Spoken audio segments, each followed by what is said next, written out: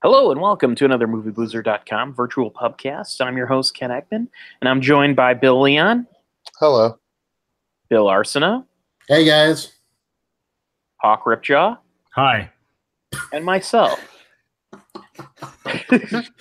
And today... That was very welcome. Hi. Hi. Hello. How are you doing? How you doing? I don't know why I'm using this accent. Okay. That sounds like a vampire. Drizzle, drazzle, drazzle, do. Time for this one to go home. 1, 2, Moose and squirrel. Moose and squirrel. Now it's just becoming Russian stereotypes. How are you doing? All right. Okay. None of which are things that are in Avengers Infinity War. Which is ironic when you think about it, because one of the main characters in this movie, Scarlet Witch, is of Eastern European descent, and she has no accent anymore. Yeah, they specifically call her Russian, and she has no Russian accent. Right. Scarlet Witch isn't Russian, is she? No, she's from Sokovia in the movies. Yeah. Black Widow is Russian. But it's Eastern Europe, and she used to have an accent in Age of Ultron and Civil War, but now in this movie she's just Elizabeth Olsen. That's because it sounded like shit in Age of Ultron. You fuck a robot, you lose your accent. It happens. I guess, but I don't know. I think some people explained it online. It's like, well, if she's lived in America long enough, she kind of just got an American accent, you know? She's not young enough. Like, yeah, she's yeah. That sometimes happens, though. I mean, like there was that. It happens with pretentious people in real life. That's what I was about to say. In Sinadoke, in New York, Jennifer Jason Leigh's character moves from America to France and instantly becomes French. Right. Because she's like it happened to Madonna. She became British. Yeah, she's pretentious. Right, exactly. That's our point. Yeah, like maybe Scarlet Witch is just really pretentious. You know, I don't know. She's into the high. She's a bohemian. When you're there's something to this theory, though, Bill, where you're saying that if you fuck a robot, what if he What if he loved her, but he couldn't stand her accent? So when she banged him, like he installed nanotech secretly. It was Jesus, we've gone too far. We've gone too far. That's another point. After all this new technology the superheroes have, how come they haven't integrated it into regular society?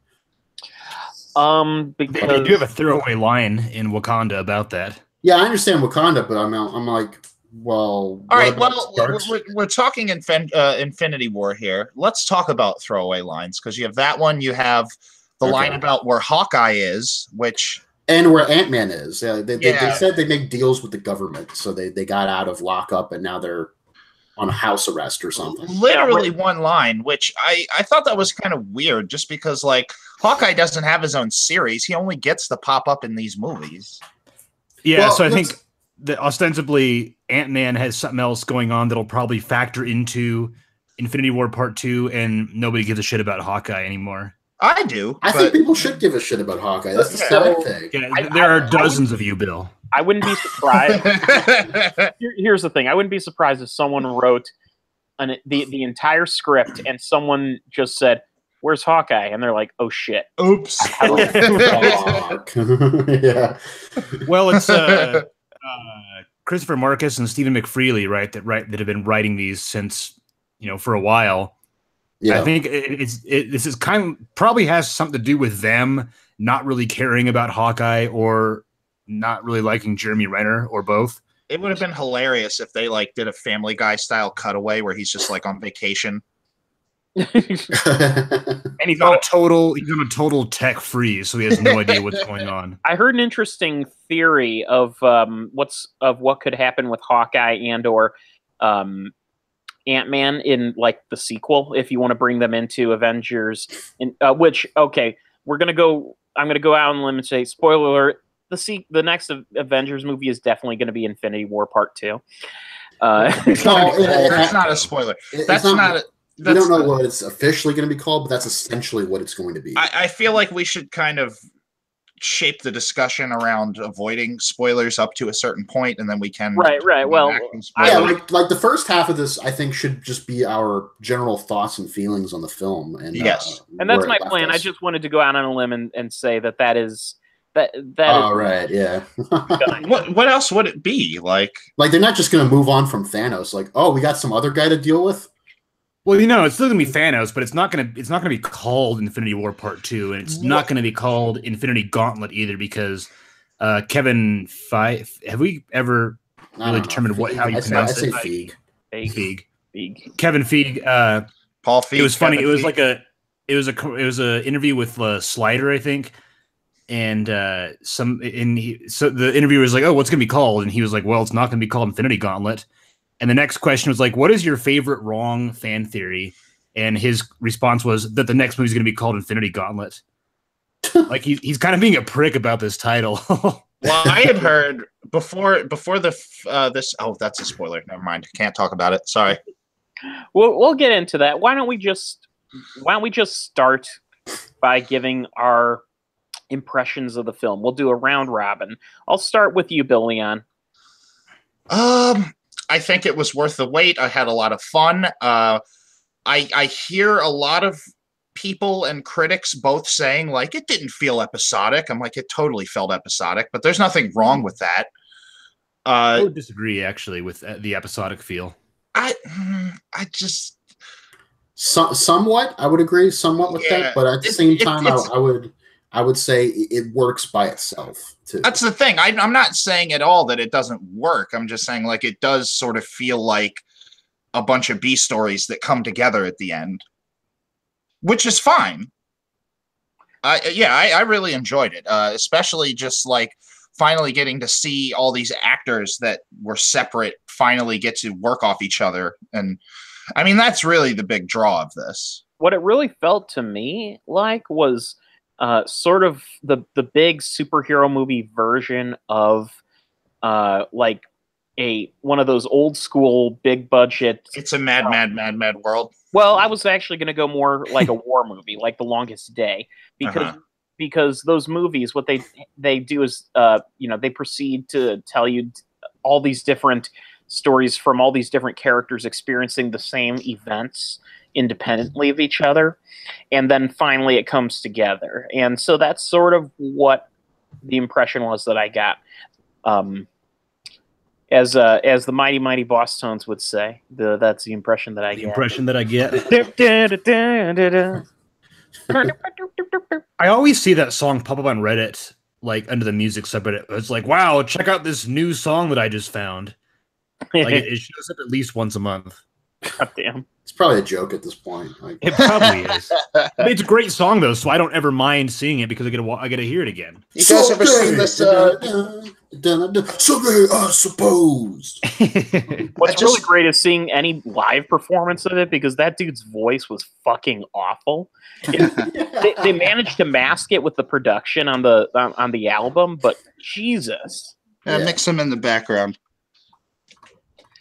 So anyway, all right, Bill, we got yours. Bill A, what did you think? Well, I gotta admit, when we finished the movie, I was slightly underwhelmed at first. Now, this is a natural thing for me when it comes to superhero movies. I think I'm almost experiencing fatigue at this point.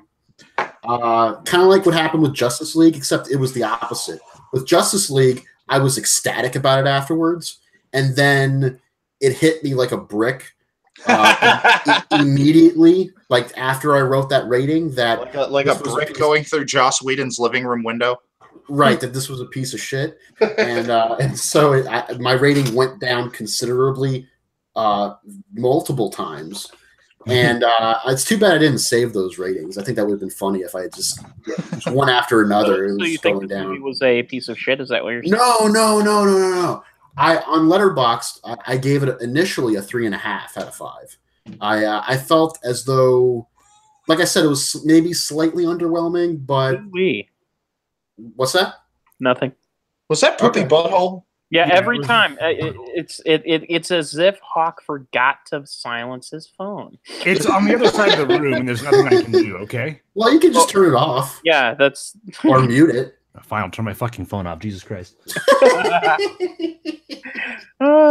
If okay, this was the first time, I wouldn't have said anything. But holy, feels like the first time. So it was slightly underwhelming when I got out of the movie. I kind of felt like the sails were taken out of my wings. You know what I mean? Like it was just like it wasn't breathtaking, but did I get it wrong?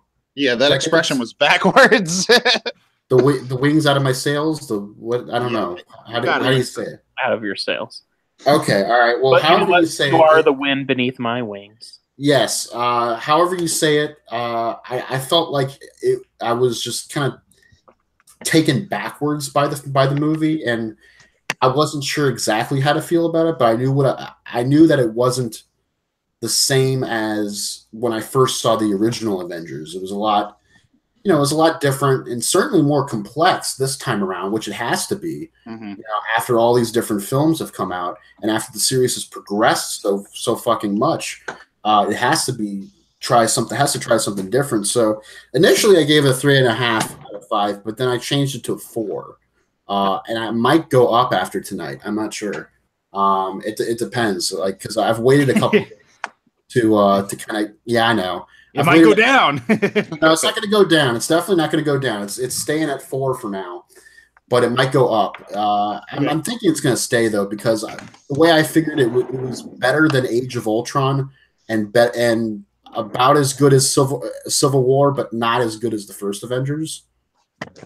Okay. For me, that's experience wise. For me, it didn't really, but overall, I was left like, like, wow, this was a pretty, big undertaking, and this was very daring, and it was very bold and brazen, and it's sort of the victory lap for like their 10-year journey. Yeah. When you say it's better than Age of Ultron, you're casting a wide fucking net. Yeah, well, I mean, like in terms of my ratings, I gave Age of Ultron like 3.5. I felt like it was okay. You know? It was okay. It wasn't anything great. It was just kind of like a middle of the road version of this. But even for a middle of the road Avengers movie, it was still like that still means a lot. It's still like, wow, that's still pretty good. There was a lot of spectacle there. Right, exactly. And this movie, I think my only initial complaint was that it just immediately gets into it. From the get-go, it's just Thanos, Something I can say unequivocally, and you're talking about Age of Ultron there. Yeah. That I think that each of the 3 Avengers movies out there nail the villain character in their own way. So you have the first Avengers movie, and you have Loki at peak villain, and I think it was a really good turn by him. And then you have Age of Ultron, and it's almost a reversal, because let's face it, who was the real villain of Age of Ultron? What, Iron Man? Oh. Dun dun dun. I don't know, Ken. Who was it? Exactly. You said Iron Man. That was he was his own villain. He created this menace. This menace that was based off of his own personality and philosophies. And then you have Avengers 2.5, which is Civil War, Right. and that's where you have Baron Zemo, who was a great villain.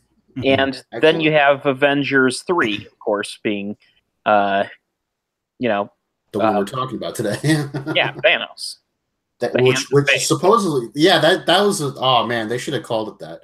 But or the Hand of Fate, because it's just the one hand. I made a Photoshop of that like 6 months ago, and like no one. There's been a few different ones I've seen since then. I still really don't think that Age of Ultron was good, nor that Ultron was anywhere near as good of a villain as he should have been. But I think Spader played him. He wasn't the main villain. Well, I mean, no, but Spader played him very well. It's just he was like, oh, haha, he's gone in 0 to 50. He's like this terrifying new villain, and he goes from that into the villain of the week on Agents of S.H.I.E.L.D. caliber. Well, yeah, because especially if you got a guy like James Spader, like that's an actor I want to see return to this franchise, and they just killed him off in that one movie. Right. Well, we don't know officially. I mean, that's the assumption, is that he was completely Well, eradicated, yeah, but as we saw in Infinity War, not all villains go away when you think they're dead, but we'll get Okay, to I that. have some thoughts about that, and we'll talk about that later. we'll definitely talk about that later. That's So going to be really here's cool. another conversation. I was listening to the Double Toasted podcast. They were doing a spoiler review of Avengers to follow up on their regular review. And one thing they talked about when it came to talking about Age of Ultron is, when thinking about it in retrospect, Tony Stark, even though he's pig-headed and his own worst enemy, ultimately what he was trying to do in Age of Ultron turned out being at least the right motives, because what his goal was, building Ultron, was to build, this big shield against the planet to defend against those huge cosmic terrors. And really, Tony's the only one, I mean, in all of the Avengers films, who fully saw this coming and tried to prepare for it. And He's been haunted with visions of this throughout the series ever since the first Avengers movie. He's had we confused it with PTSD at first in Iron Man 3, but it turned out it was almost more real than that to him. Like it was, and to some extent, it's his failure to succeed in defending, the people that he loves and Earth itself, that is the real tragedy that haunts this movie, Infinity War. And as much as Infinity War was this big, adventurous, and often fun movie, it also has just a dark turn to it. Tony Stark is a good man, and I think that's one of the best things about Infinity War, and it's something that feeds into a theory I have about something later on, is that Tony Stark is so ambitious and so good-hearted, and he will often leap before he looks, because he is so ready to do the right thing that he's not exactly sure what the right thing is. But in the moment, he thinks he knows what that is, but it often backfires. And I think that's what makes him such a great character. Like, I didn't really around the Age of Ultron, Civil War era, I didn't really care for him as much, but Infinity War really sealed for me that Tony Stark is such a great character. Mm-hmm. So, Hawk, what we already went through what Bill and I, the two Bills, thought of the movie. What are your thoughts and feelings after having seen Infinity War? It took a second for it to get going for me. I thought it was a little bit overstuffed, and every person I've talked about the movie with, if they say, "What'd you think?" without spoiling it, and I'll tell them straight up, almost any character that you would love to see have a lot of screen time, you won't get quite enough of what you want to see from them.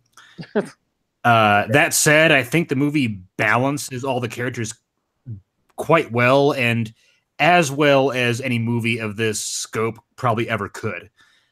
Because this is a huge undertaking. Like I mentioned this in my trailer review for the movie, there has never been a cinematic universe on this scale that Marvel is going for. Like it's remarkable what they've done. Again, in my trailer review, I mentioned like years and years ago, I was building an Iron Man puzzle. Got an Iron Man puzzle with myself and my sister. We were building it. I was like, Iron Man's kind of cool. And a few years later, I was like, oh, in 2008, there's going to be an Iron Man movie. And this was at a point where there were no superhero movies, really, like not that many, really, that were good. Spider-Man 3 had come out, and also that horrible X-Men United movie came out. Origins Wolverine was out, too. Wait, X-Men 2? I'm sorry, not United. I'm sorry, X-Men. What's the third? The Last Stand. The Last Stand came out. And yeah, you said Origins Wolverine. Yeah. And so people had a reason to be worried about superhero movies at this point. Right. And I thought it was really interesting. Like there's an Iron Man movie. It's kind of like this smaller hero, this smaller scale hero that Marvel's doing. Like I'm more excited. It was Iron Man. And at that point, it's like, oh, it's another superhero movie, whatever. We've seen these bad ones. It'll probably be, fine, but it's Iron Man. But then you had that end credits teaser where Nick Fury is getting ready to recruit the Avengers, and then it kind of just builds from there. And then from that point on, they start getting these other characters together, and it's building towards this huge team up. And then you have this massive money moment in the Avengers trailer where the camera spins around all of these characters united with each other. That's never been done before, like it was in Avengers. Right. And what I'm going to say kind of applies to both before Iron Man and after Avengers, but you kind of like before the 2008 Iron Man film, he was kind of a B player in the Marvel universe. And like exactly. you said, what you kind of just referred to him as more of a humble character. But then when you see him on the screen, he's this larger than life Robert Downey Jr., rich guy, asshole, dripping charisma. And they've been, and like Doctor Strange is kind of the same thing. Like these are not characters you would assume translate to the screen that well. But the casting really, like, you know, they've nailed it with the casting so far. Mm-hmm. Well, of course, this is kind of part of the thing where, like, you know, they had to do Iron Man because Marvel didn't really own any properties of any major significance at that point in time. Like, they'd sold everything off because America was not. Maybe Captain America wasn't a big name, but more people knew the name Captain America than Iron Man before that movie. I would say, at least like general public. Yeah, more people knew him. But at the same time, I think it would have been dangerous starting with a Captain America movie. The reason being is all of the jingoism that comes with it. And is J.D. Salinger's son still available?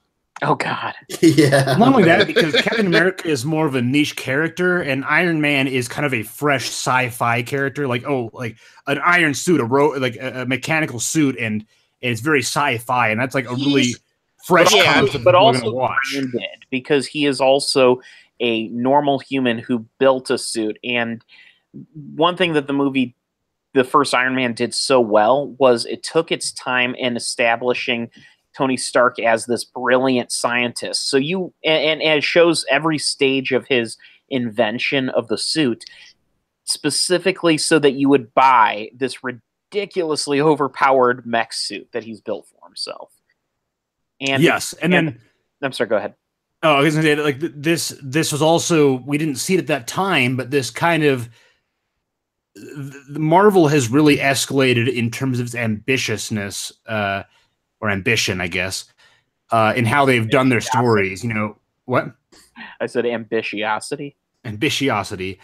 You know, when Iron Man first happened, and even kind of in a way Avengers, like, Marvel didn't really want or even dare to explore the cosmic aspect of the series. But now you've got Thor Ragnarok, you've got Guardians of the Galaxy, and these are science fiction space movies. Like it's the scope has expanded magnificently, and the way that Marvel has built it up, not only from the way that they've done the marketing and the characters, and even down to the posters and the color and the style of every movie, has become so much more diverse. Marvel is giving so much more free reign to its creators to make more exciting things, and I love how that has led to this huge melting pot of creativity and style and production design with Infinity War.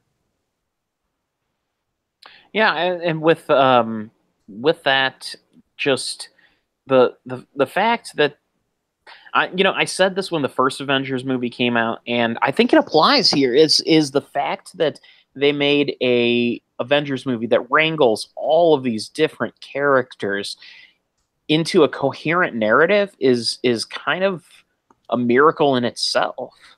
Yeah, I wrote that in my Letterboxd rating, that it's in a very similar way. It's just like the first Avengers in that aspect, that they were able to make it work. Yeah. And it honestly kind of makes I watched about half of the original Avengers movie last night. I'm going to finish it tonight, rewatching it, and it kind of makes that movie feel humble by comparison. Yeah, it does, especially remember those days. Remember back then. I mean, I will say that Infinity War, it was pretty good. It's not my favorite movie in the Marvel universe. I would still rank it below. Winter Soldier is still my favorite MCU film. I would still also rank it below probably Civil War and a couple of Thor Ragnarok, like Guardians 2. maybe Guardians 2. Like, one thing, without getting too much into other aspects of the film, I did one thing that bugged me about Guardians 2 is that Drax went from a kind of goofy guy that doesn't really understand human nuance of dialogue into being just a fucking idiot. Like, he's a fucking dumbass in Guardians 2. He's like, I don't understand stuff. But like in Infinity War, he was just funny. And it was better. Yeah. Like, his character was much more well balanced. All of their scenes, like, I think, to explain Guardians 2 a little bit, that movie takes place like what, a couple of months after the first movie. Yes, they take place in the same year. Yeah, my guess is that Drax is now just beginning to get acquainted with having a team of friends, and so he's a lot maybe looser now, and he's almost like the party type guy. Party bro. I mean, exactly. He's regardless of what the actual context of that change was, I think that James Gunn leaned way too hard into Drax being an idiot in Guardians 2. As much as I really enjoyed Guardians 2, upon reflection, Drax was just too stupid for that movie. But one of his moments in Infinity War is one of the funniest things that character has been able to do so far in the franchise. Are you referring to the standing still thing? Yes, that was fantastic. That was so great. You can't see me. And he's slowly trying to eat. That was so ridiculous. He's trying to eat the food, eat the snacks. That was a really great piece of physical comedy right there. And when I first heard that Dave Bautista had taken the role over Jason Momoa, I was kind of, disappointed back when Guardians 1 was first announced. But having seen Guardians 1, 2, and now Infinity War, I'm very much on board with Bautista as an actor, even more so than Momoa at this point. Yeah. As someone who has followed his wrestling career since he first entered the WWE, I'm really impressed with his maturity as an actor. He started in a not very good place as a professional wrestler, which is a form of acting. He started in a very very clumsy way. He was reading his lines of dialogue very silly and not very like he was believing it. You know what I mean? He was just reading the lines. But then as the years went on and he worked with more experienced people, he got better and more comfortable in his own skin to the point where he was leading other people. And now he's... Oh, go ahead. No, I was done. I mean, he's poised to be one of the best wrestlers turned actors in the biz now because, you got The Rock, you got John Cena, you got these characters who basically play themselves, more or less. I mean, The Rock is the same character in every movie. Essentially. But then you have Dave Bautista, who was... He's in this. He was really, really great in his small role in Blade Runner 2049. Bushwick is a really bad movie, but he played a character in that film. It wasn't Dave Bautista. It was a character played by Dave Bautista. So I'm really excited with how he's really kind of trying to be an actor playing roles and characters instead of a former pro wrestler, being himself in a movie. So, speaking of Drax, one thing that I found interesting about that scene, the whole thing of him being invisible, it kind of reminded me. I have to believe, just because I know that I know that this was not written by okay, I'm stuttering over this, but so the way this was written, it's clearly a Douglas Adams reference. Yeah, and there's a recurring joke amongst the Hitchhiker's Guidebooks about a creature, the ravenous bug bladder beast of Troll, and it's a character that is described in the book. I just pulled up the notes here as a beast that is so profoundly unintelligent that it assumes that if you can't see it, it can't see you. Which is, always been a prevailing running joke. in anything, like, but it's still funny no matter how you subvert it. Right. Yeah. So, and it's just one of those things where, as goofy and nerdy as this is, that has to have been a reference. And I really wish I could speak with Christopher Marcus and Stephen McFeely and find James out. Gunn was an executive producer on this, so he might have had a hand in like shaping the writing of the Guardian scenes. And you know what, Gunn in particular, for the characters, yeah, I wouldn't put it past James Gunn to be a Douglas Adams fan either. So, anyway, just thought I'd throw that out there because I get super geeky over Douglas Adams references. And, of course, considering the end of the universe factors heavily into the story to an extent, I think it's like the rapture of the universe. Mm-hmm. Or the snapture. Or the snapture, yeah, right. What? Is that like the Rapture and Snapchat combined? Yeah, you'll see. Okay. We'll see? What does that mean? That's cryptic. That's the non-spoiler, So why don't we go ahead, since we've all pretty much given our opinions on the movie? Well, I guess I didn't really say my official did I like. Yeah, you go ahead, Ken. What were your thoughts afterwards?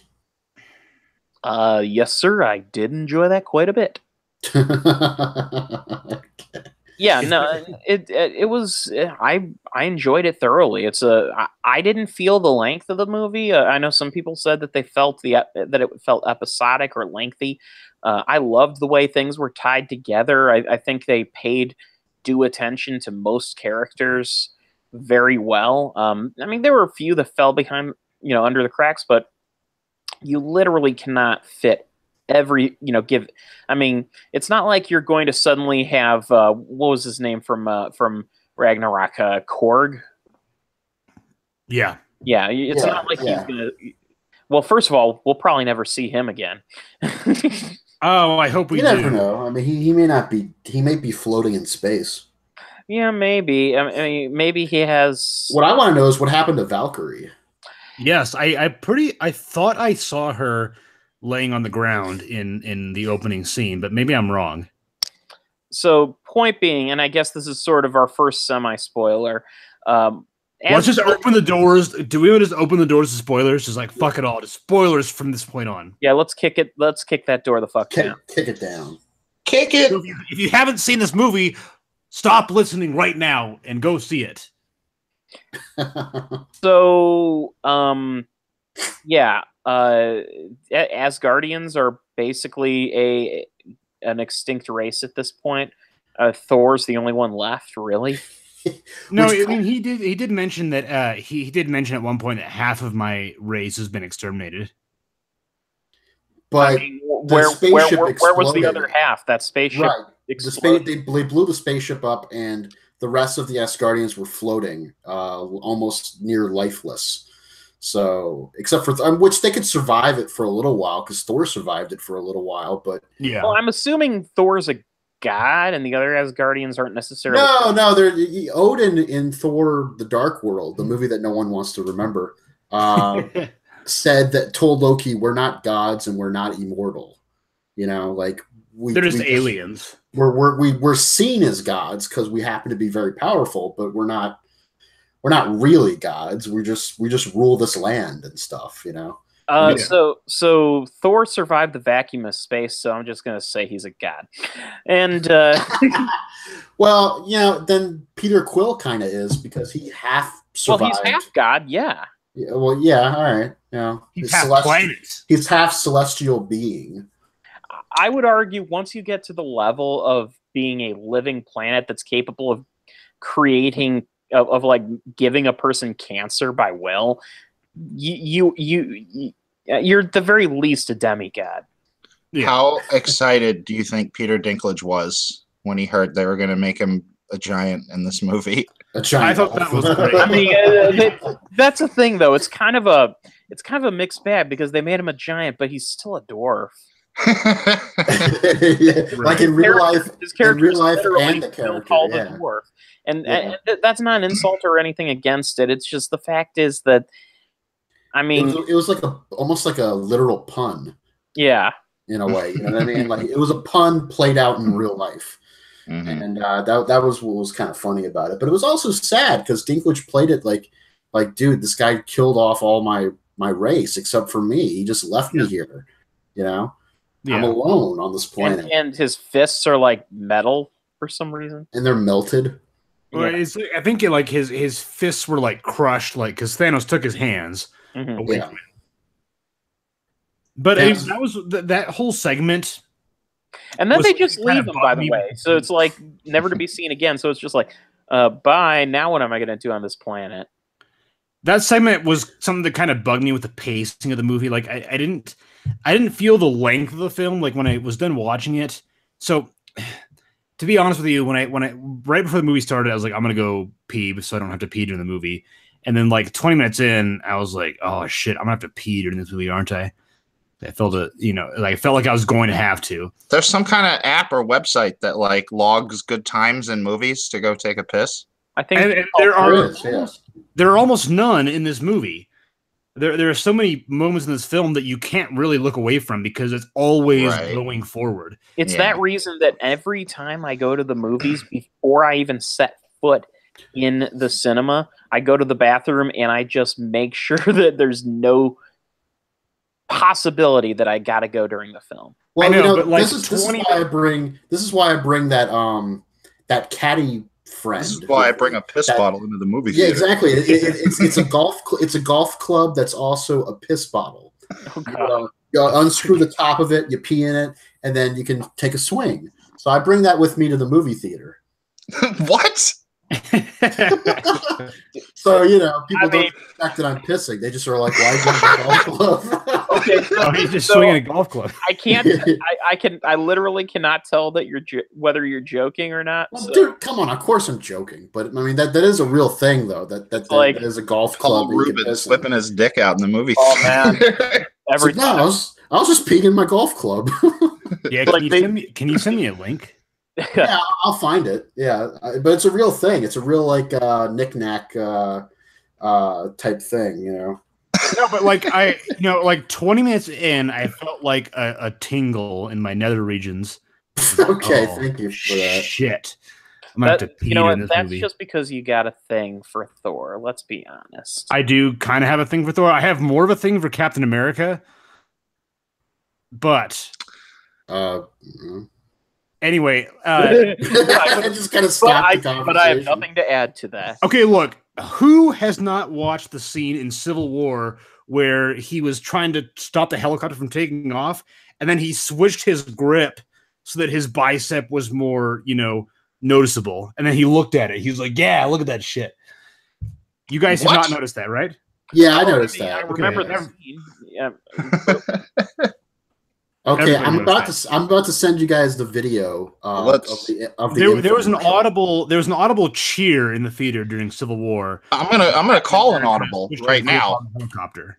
I'm gonna call an audible. Let's talk about something else other than hold Chris on. physique. I'm getting to something.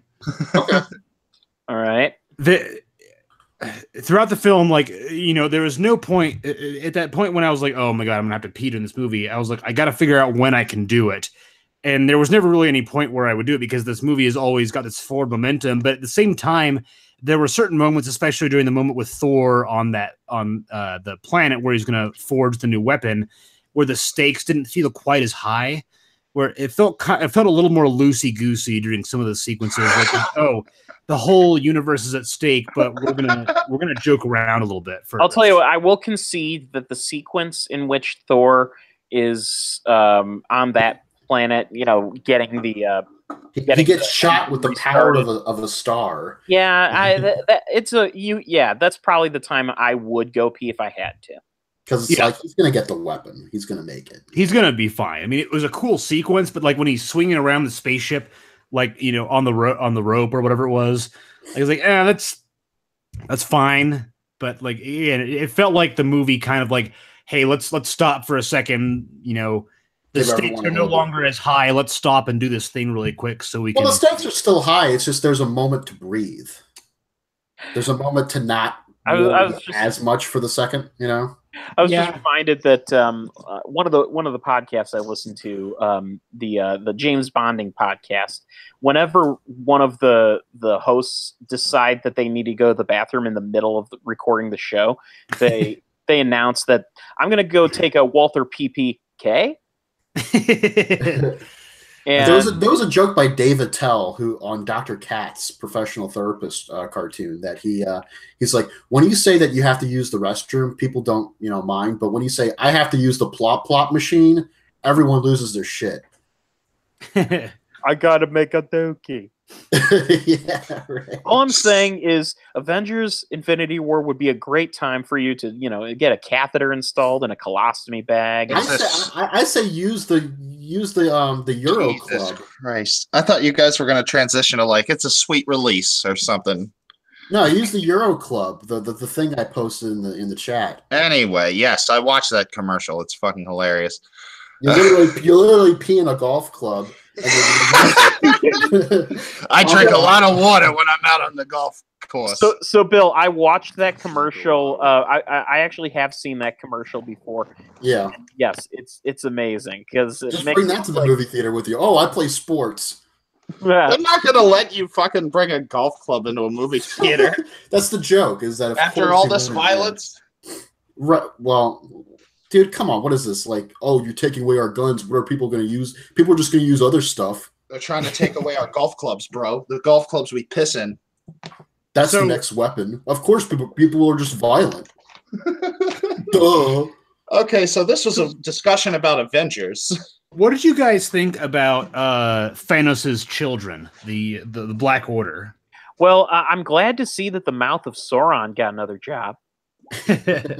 I thought they were very effective. I mean, they were in a twisted reality.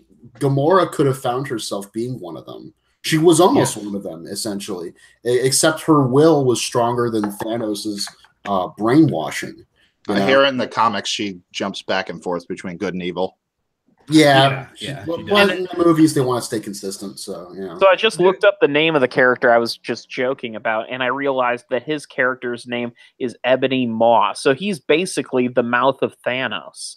Yes. So this was not unintentional. There's actually a really funny and stupid running joke on Twitter where people are finding Ebony Maw sexy. Yeah, I've heard he's thick. Yeah, it's like, I want to fuck him, oh yes, please, baby. But I don't know. I mentioned it to Felix, and we figured out maybe it's like a dominance thing. I don't know. But that said, Ebony Maw was a really entertaining villain. He was very intimidating. He was kind of scary and very powerful. And I loved his voice actor performance. I don't remember who it was, but it wasn't Doug Jones, was it? No, it was not. It was some guy with a hyphenated name. Oh, okay. But he was a very effective minor villain. Yeah. I loved Peter Parker's plan to get rid of him. It was just, have you seen Aliens? Yeah. That super old movie. That super old movie that no one talks about because it's old? I'm like, Peter, everyone talks about Aliens. Except for Tony Stark. Except for Tony Stark, because Tony Stark's got better shit to do. But yes. The kids see more movies, and then sucks him out of the airlock, which is a great moment. But I wish that Ebony Maw had lasted longer, like maybe closer towards the end, like instead of the lady with the horns and the big dude. Yeah, Thanos did mention that though when he confronts Doctor Strange on Titan. He's like, "Where's Ebony Maw?" Yeah. And Doctor Strange is like, who? I don't fucking know that name. I guess he's dead. I don't know.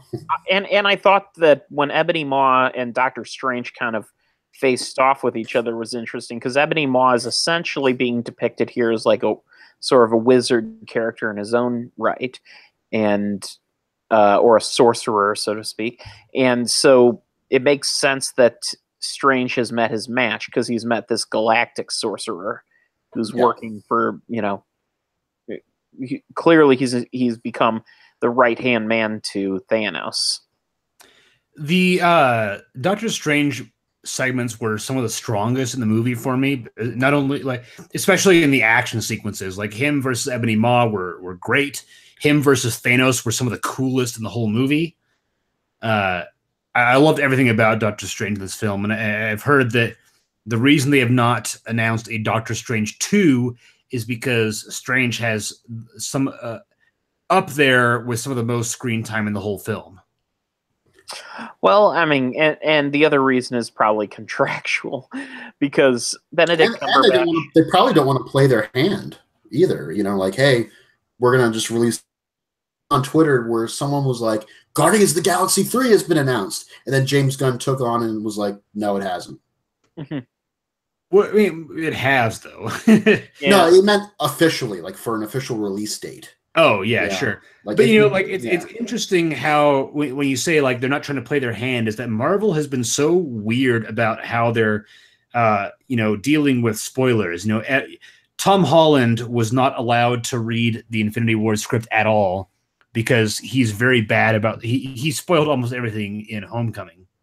He's a really excited, passionate kid. God bless him. But he reveals everything about the plot when he's given the script. There's a funny video going around of multiple PR interviews with Tom Holland and Benedict Cumberbatch, and Tom Holland's like, well, in Infinity War, my character, and then Benedict's like, his character is very strong, and he just interrupts him every time. Well, there was a similar video with Mark Ruffalo? Mark Ruffalo and Anthony Mackie. Is it Anthony Mackie? Anthony Mackie plays Falcon. Yeah. Falcon. Yes, yeah. Ruffalo was like, oh, it's so good. Everyone dies. And Mackie's like, bah, bah, bah, bah, bah, bah. Shuts it down really quick. Now, the rumor is that every main actor in Infinity War received a different draft of the script. So in one actor's version, so-and-so dies. In another actor's version, that character does not die. So that nobody really had the full story of what was going on until the movie actually released. So every actor was surprised when they saw the movie. That's sort of what George Lucas did for Empire Strikes Back. Yeah. He gave a different shooting script to everyone but Mark Hamill, because Mark Hamill had to be in that scene. And James Earl Jones, of course, later in the dub. And, so it's an effective tool to do that, if you're trying to conceal a secret. It's like It's like Nick Fury in Winter Soldier. It's like Captain America's like, Fury's like, no one knows all the secrets because no one knows everything. And then Captain America's like, except you, right? Right. Yeah. It's like, and the reason I mention that is because Nick Fury is George Lucas, 2015.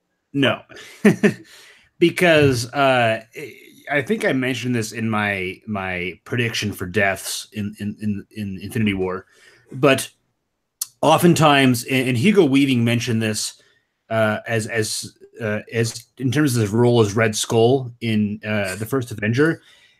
Hugo Weaving was contracted for like 3 movies, I think 3 or 4.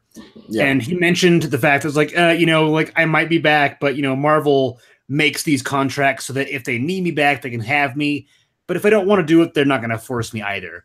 So that's the weird thing, is that Marvel will set up a lot of contracts for these actors. Like, oh, such and such an actor will have this many movies, but they might only appear in 2 of them as opposed to 7.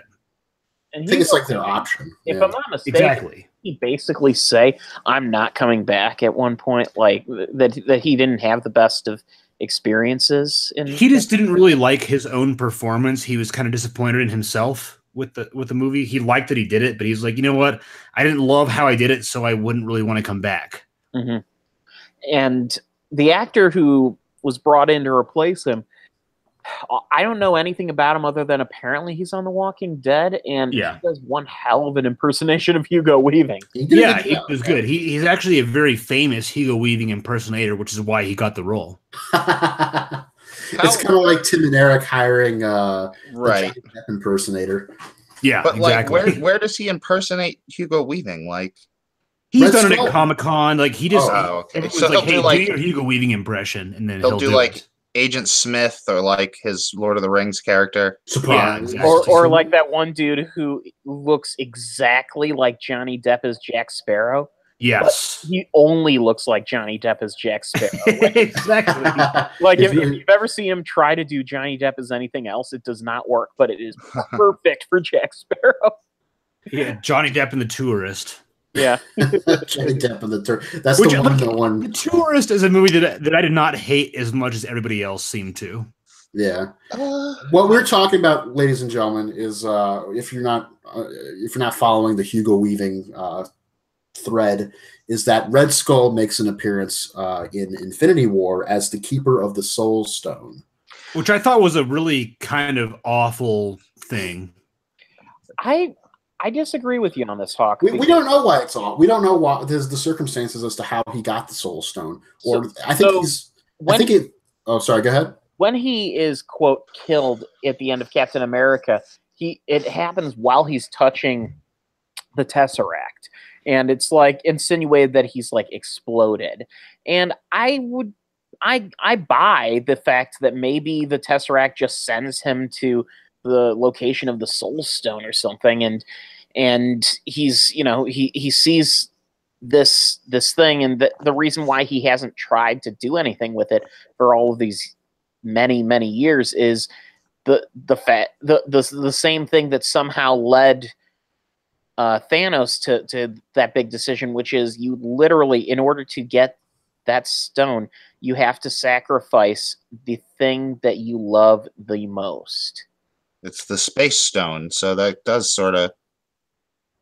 It's capable of teleporting anything from one point in the universe to the other. That's what it says when I Googled it.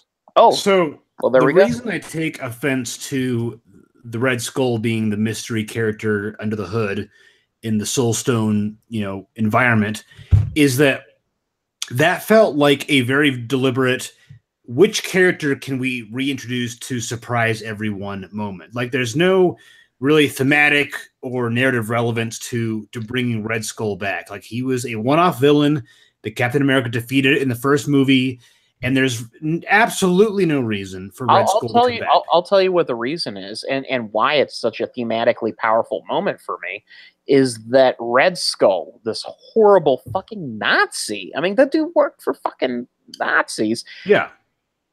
He would not sacrifice that which he loved most in order to get the Soul Stone. And the fact that Thanos is able to do it just shows how much more of a just like menace that Thanos is, because not even a Nazi was capable of doing it. Well, we don't know that Red Skull was even wanting the Soul Stone in that. He says that he scoured the universe for it. Oh, really? Oh, okay. I don't remember that part. I just remember that he was kind of adrift and sent here, and now he's forced to be the keeper of the stone. I don't know that it says forced, but yeah, I don't remember what the exact circumstances of leading him to the Soul Stone were, but it kind of suggested this whole space adventure that I kind of want to see. Like Red Skull's Adventures in Space. Part of it too for me is that Red Skull being 30th century racist. So part of it that bugged me is that Red Skull being the keeper of the Soul Stone, and him having to explain the process of attaining it, kind of puts him opposite to Thanos, which in a way makes him kind of a protagonist, but if not that, not an antagonist. So it diminished his role as the villain in Captain America. But does that make sense? I think everyone compared to Thanos is not an antagonist. You know what I mean? Exactly. I mean, like, Red Skull is designed as this hateful villain, this horrible person. He's a Nazi, goddammit. And now he's like, oh, I'm going to explain how you get the Soul Stone and fuck the universe. I think the only, honestly, the only antagonist more like awful than Thanos was probably Ultron, because Ultron literally just decided that, yeah, humanity is the problem and they need to go. And I guess Thanos at least would have left half of them Yeah, you're right, but I think Ultron and Thanos were both onto something. I mean, that's kind of interesting that they're both genocidal, but they're genocidal to the point where they're like ill cause progression. There is a Well, yeah, but there's none logic. of that genocidal tendencies in this new version of Red Skull. He's just a fucking guy. Like they could have put any other template onto that character and it would not have changed. Okay, imagine yourself as like this crazy megalomaniacal would-be like dictator Nazi suddenly in the 1940s being transported to the middle of fucking nowhere in space and realizing that what you believed of the universe is so vastly minuscule and the just imagine what that does to you and it's like he's had all of these years because there's 60 70 years have passed, not to mention we don't know the orbital constructs of the planet he's on, so it could be more years than that, really, for all we know. We don't even know if he actually started at that planet. Maybe he went to one planet and then another, and maybe the fact is that this dude has had a lot of time to think about his life and it has regrets. I kind of doubt that, but at the same time, I do see him as being sad. But at that point, that type of character development what if they're going for that, it wasn't explored enough with that character. Like, I mean, they didn't have a lot of time to do it. I understand that. Maybe there will be a Marvel one shot that deals with my assumption was by the end of Infinity War, when we see who's left, including Captain America happens to be one of the ones who was left behind to mourn those who have died or who have been vanished or whatever you want to call it. The ending of this movie features people dissolving into ash, dust. Basically. Yeah. Dust in the wind, My guess was that we're going to see Captain America confront Red Skull again. Now, if that's the case, that would be great, but they didn't really explore his character growth in this film enough to make Red Skull being that guy relevant. They couldn't take time out of this movie to tell that story, but but like the sequel to this, they're not going to have time to take out of that story to tell. I honestly don't think we're going to see Red Skull again. I think this was a one-off moment that was meant to. Yeah, maybe. I was just looking forward to that if that was a possibility. It's the rumor that Chris Evans wants out. Or no, he said he's out after. No, he's out. He's out. Sure. So, do you think they're going to make Sebastian Stan the new Captain America? Yes. If the Avengers are successful in the next movie, which they probably will be, maybe I don't know. I don't know. Black Panther could just stay dead. I don't know. Yeah, right. No, but really, the bottom line for me on that sequence is that introducing the Red Skull felt like. It's kind of like you remember the plot twist of Now You See Me. I didn't see it. It was like, okay, where Mark Ruffalo, who is like, what is the dumbest, most the stupidest thing that nobody will think of? Let's do that. Yeah, the plot twist of Now You See Me, for those who haven't seen Now You See Me, the movie focuses on like Mark Ruffalo's character is kind of like an FBI agent or a cop or something. Yeah, something like that. Yeah, and investigating, and it turns out that the whole time he was also actually like the super magician, the head of this weird cultish magician movement, and the entire plot of the film was designed to take down Morgan Freeman's character because Morgan Freeman was a magician who shared his secrets. Yeah, no, Morgan Freeman was a guy who shared the secret of his dad, which caused him to get killed or something, right?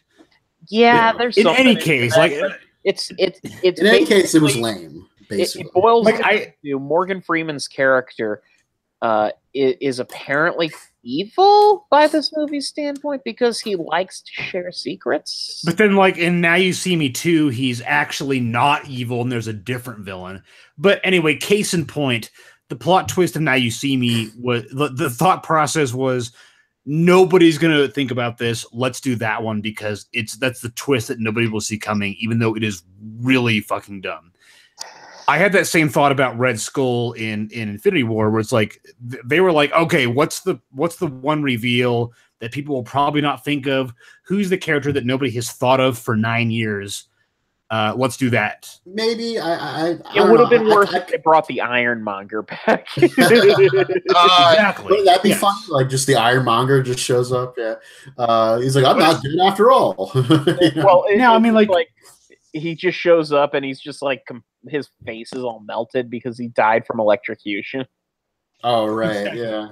Now, if it turns out that Red Skull in Infinity War turns out to have some kind of relevance in the next film, like that'll be fine. But in this film, it didn't make a lot of sense. Well, to me it was just flavor. I just explained why I feel it makes sense. So Ted's right. Yeah. No, I in my opinion, I saw it as flavor. You know what I mean? Sure. Like just something Rich Evans would say, like it's flavor. It was just an added bonus, really. Like, oh, it's Red Skull, and why is he here? That was a little confusing, but it wasn't supposed to be explained. It was like, leave it up to you to figure out. Like, look, I disappeared in the Space Stone. I ended up here. That's the point. I kind of just put it together in my head that he was just in like his own purgatory for all these years. You know what I mean? Yeah, and I was gonna make a Peter Quill comparison, but at least Peter Quill had Yondu looking out for him. This guy was just on his own. Yeah. Yeah. Okay. They just could have added maybe a tiny bit more to make it more thematically relevant. Yes, I see both sides. I see both sides of what you guys are saying. But we've talked about Red Skull enough. We've dedicated. It was like 5 minutes of movie. Who cares?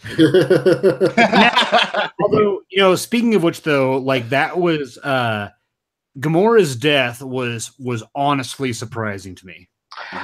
It was. You know what? I can't say that I saw her death coming, but the moment that they handled it really well. Yeah, it was one of those things where the moment I saw that the two of them were on that planet together, I just knew that she was going to be the sacrifice that had to be made, right before it was like said. And they really hammer it home when she's like talking shit to him. It's like, because he'll never do that. And it's like, oh yeah, he's about to do that. Tears aren't for me. right. Yeah, like I didn't think they were gonna kill Gamora. Like I was like, okay, no, all the Guardians are gonna be fine. But then when they got to that summit, I was like, oh shit, she's toast. I loved it when she asked Quill, like, look, if it comes down to it, you're gonna have to kill me. Can you do that for me? And he was like, and then he said, yes, I can do it. And then they made out for a little bit. Was able to do it. And it turns out, after some goading and after some thinking, he was actually capable of doing it. But Thanos tricked everyone by distorting reality with the Reality Stone, and it shot out bubbles instead. And then Thanos was like, I like you. He does that bubbles trick twice, by the way, which is like, a little redundant, but I mean, does Thanos really like? Maybe this is a repressed childhood thing. Maybe he just likes bubbles. Yeah, I don't know. Yeah, that is an interesting little detail. But at the same time, it was like everything's leading up to it. He's gonna shoot Gamora, and then the bubbles come out. And I love that he in that moment I was like, oh, he's gonna turn the gun up and try to shoot Thanos, and he's gonna break his gun or something. But like, no, he tried to shoot Gamora, which is a fantastic character moment for Quill.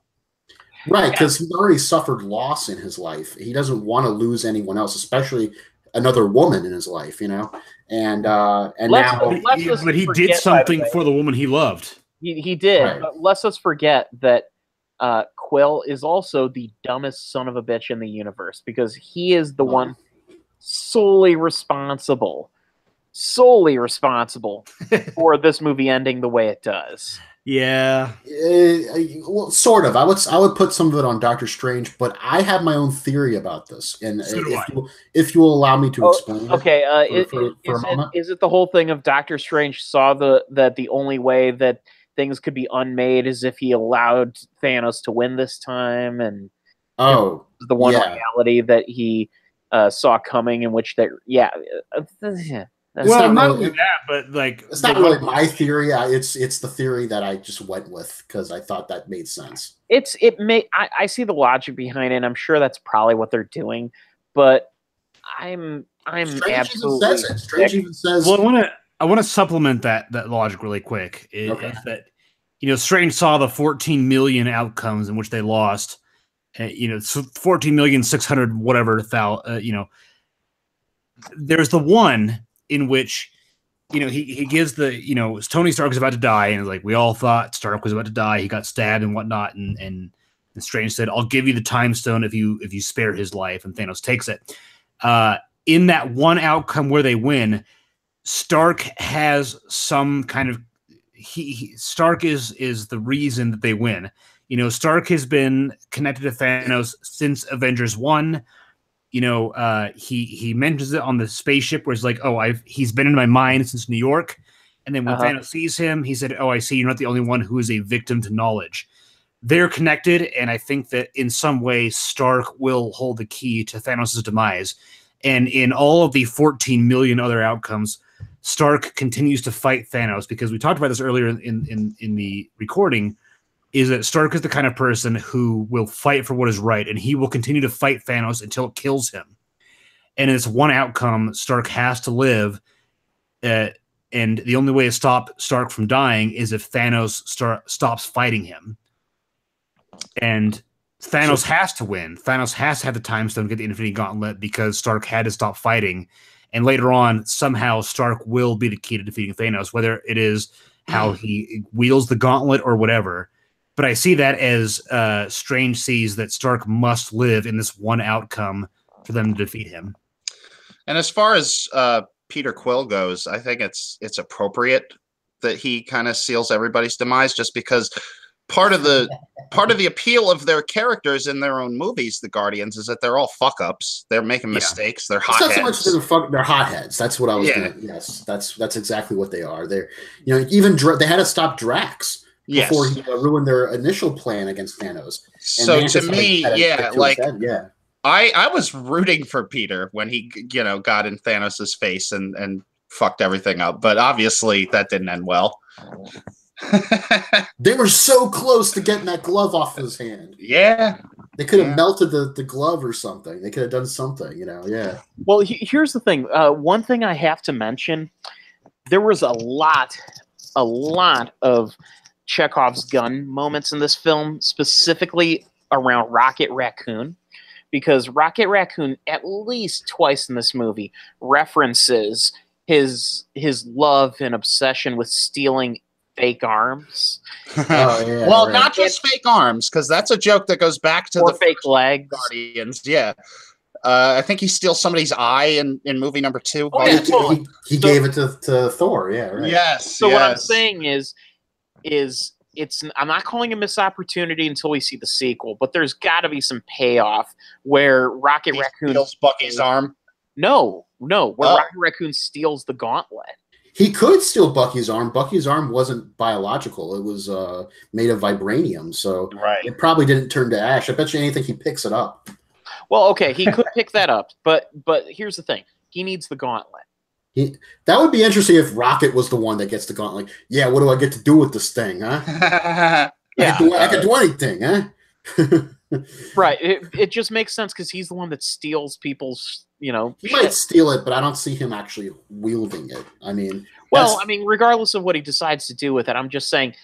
Yeah. I'm just going to make this prediction in advance that they not only... do they need to do that, but they've been telegraphing the fact that it's going to happen at some point. I'm just going to say it. He just likes to steal shit. Yeah. If I'm wrong here, then I'll certainly make it known that I was wrong. But I guarantee that's what they're trying to. What we're saying, people, is that the movie ends with this big battle in Wakanda between all the heroes and this army of monsters, of like Goro monsters, like from Mortal Kombat. Yes. And at the last minute, when everything seems like hope is lost, Thor gets the weapon, the Stormbreaker, and he and Rocket and Groot arrive on Earth, and they just start fucking shit up left and right. No one really in the moment is questioning the fact that there's a talking tree and a talking raccoon. Nope. Except for Captain America. I mean, at the point that you see those weird, like, Cloverfield monster creatures. Yeah, you're kind of like, everything is out the window. I'll just believe anything. Yeah, the moment, if that started to happen, and then suddenly I saw this teenager tree start fucking those monsters up, I'm not going to ask questions. I'm going to let that tree guy. What I love was Captain America was like, looks over at Groot, and Groot's like, "I am Groot," and he's like, "I am Steve Rogers." There's a hilarious throwaway line where Rocket says to Thor, he's like, "You speak Groot," and he's like, "It was an elective." Yeah, right. Great. Yes, I speak tree, Mr. Rabbit.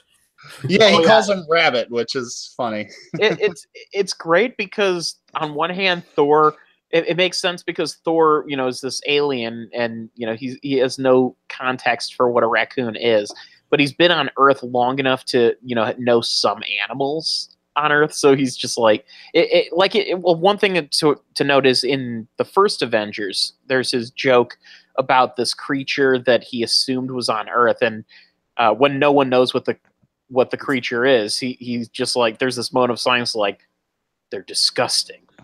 Yeah, right. Or repulsive or something like that. He called it like a Bildschmeith or something. Or Bildschmeith or some but I think like that's what he says. I think it's so. Like, I do. Repulsive. Yeah. This is kind of interesting. I haven't watched Thor Ragnarok or Black Panther. Really? Oh, really? Yeah, Really yep. got to. Yeah, those are good. Okay. Thor Ragnarok is like it is. It's pretty artistic and clever, and it's also funnier than both Guardians films, as far as I'm concerned. Well, yes, I agree. In a way, it is. I think visually and thematically, yeah. The Guardians films don't really make me like cackle because of the writing. It's more just the actors and the characters. But the difference with me for those movies is there's like a lot of heart, and it gives you the feels, as the kids say. And this does, and Ragnarok does that. And I think the thing that the real miracle of the movie is that Taika Waititi apparently didn't write the script, but it feels so much like a Taika Waititi script. Is he credited? He's the director. He's the director. Okay. I thought he did write it. Okay. Yeah, no, he did not write it. Maybe he helped with the story a little bit. I don't know, but he did some rewrites. He has to have done some uncredited rewrites, but he's not officially credited in any way. And when it comes to Black Panther, Bill, Black Panther is absolute fire.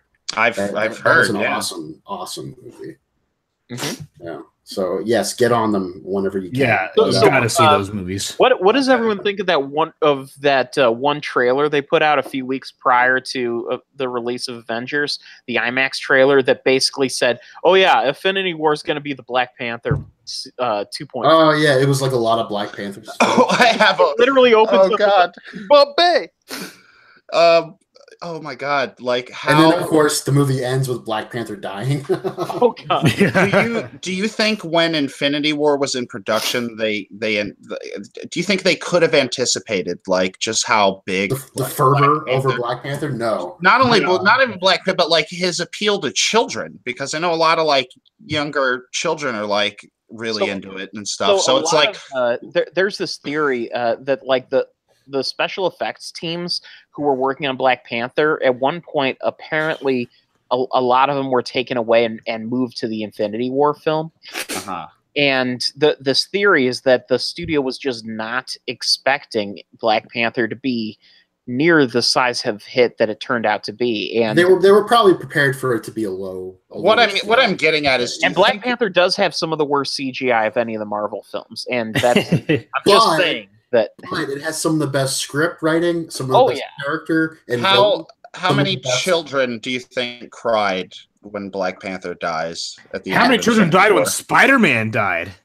That's true. How many children died in the movie? How many children died? Literally half of the universe dies in that sequence. Right. We just focus on children died in Infinity War. We just focus on the heroes. Children, elderly people. But yes. I don't remember in my audience anyone crying, especially kids. I think there were a couple of gasps, like "huh," but I don't remember crying. Oddly enough, the thing that sequence made me think of most was the Left Behind movies. Except their clothes go away too. It's not like the clothes are just dropped to the floor or something. Right. But the whole thing of 1 minute, it's like this big one rapture moment. Yeah. 1 minute you're standing there with your parents, and the next minute they're gone.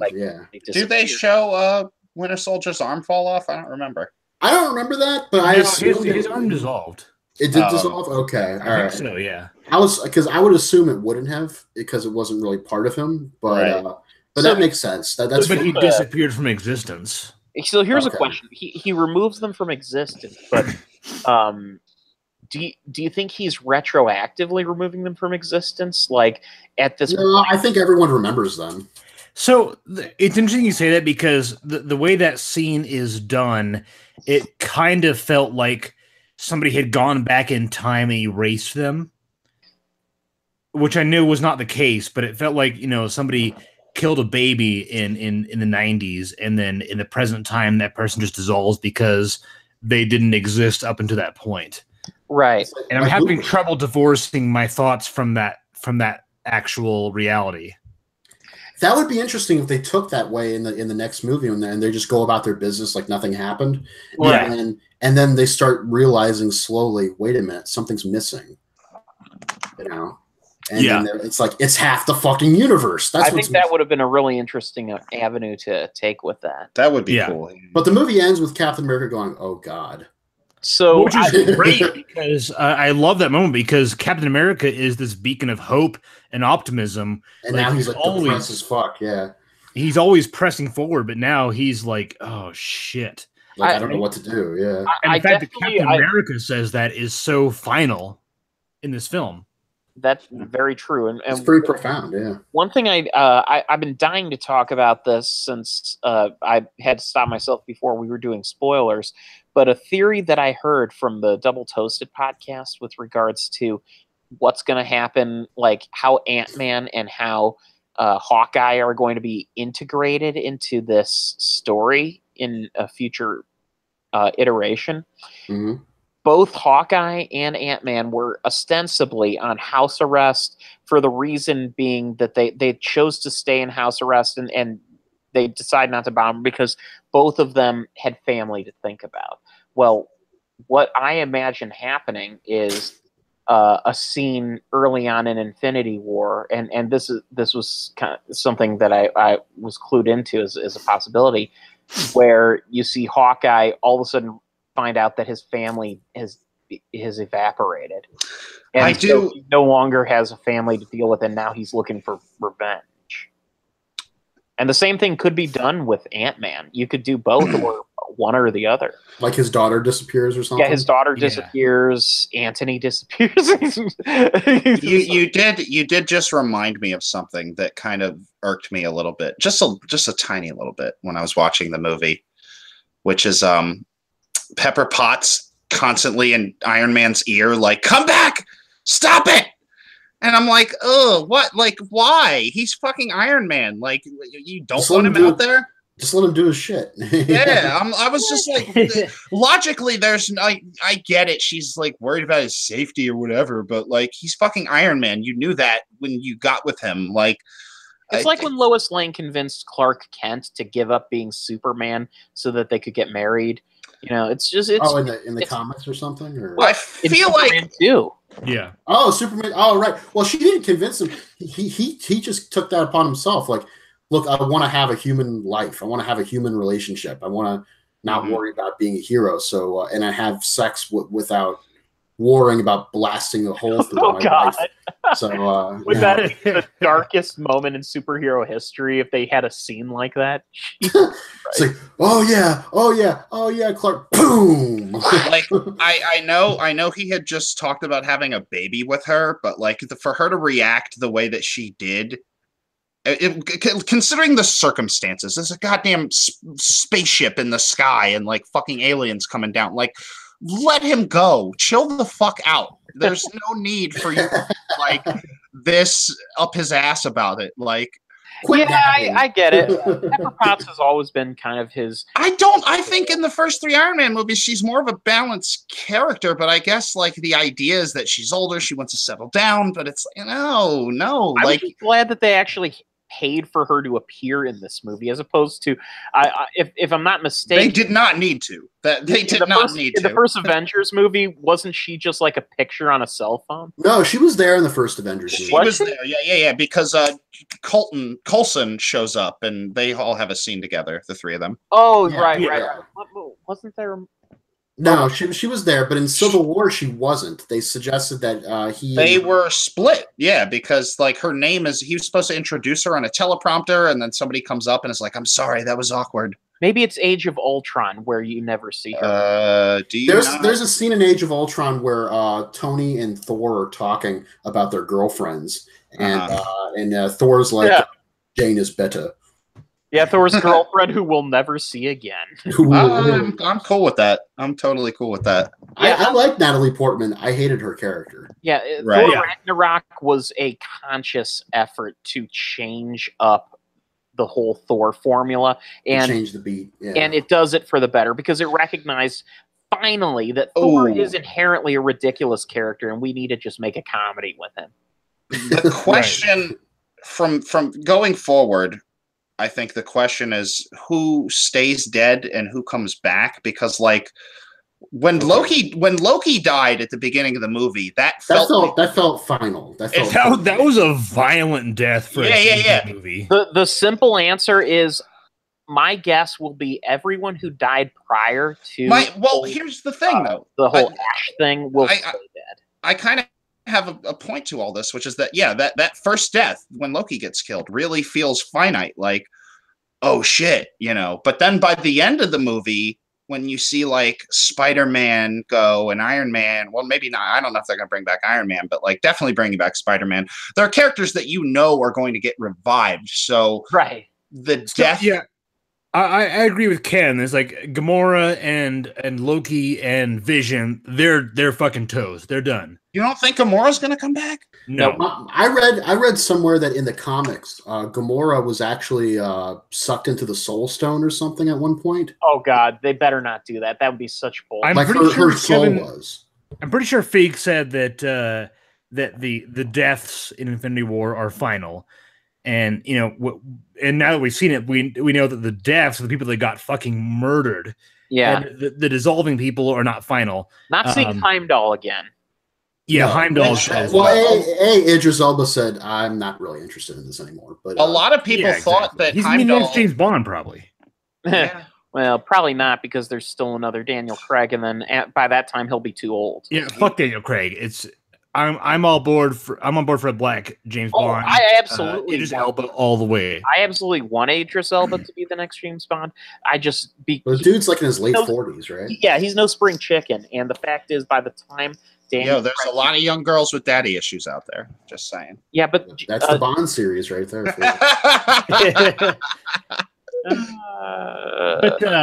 But Daniel Craig is like 50 or something. So oh boy, yeah, that's right. So that's like he'll be okay.